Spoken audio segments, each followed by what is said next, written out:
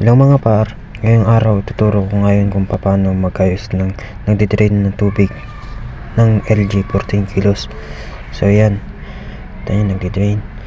Ngayon po, tatanggalin natin yung kanyan rubber. So yan,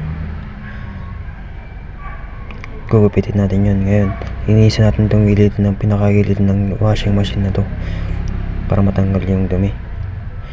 Yung mga yan, mga dumikit na kasi. Yan.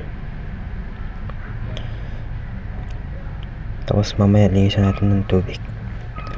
So yan, gagrinderin lang natin mga par kasi wala tayong gunting para ilapat natin yung pinakagilid niya kasi dyan din naglilik minsan. So yan,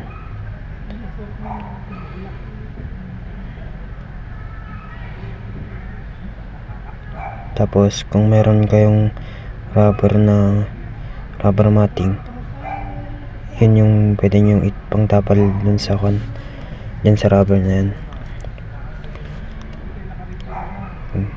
Sabi ko, gupitin nyo na lang po yan mga par, dikit nyo lang po yan mabuti gamit ang shoe glue.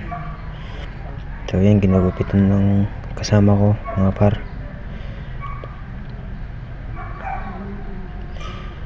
So yan, 100% mga par, wala na pong tagas yan. So yan mga par, thank you sa panonood. Sana makatulong ako sa inyo sa mga nagtitrain ng mga washing ninyo. Salamat.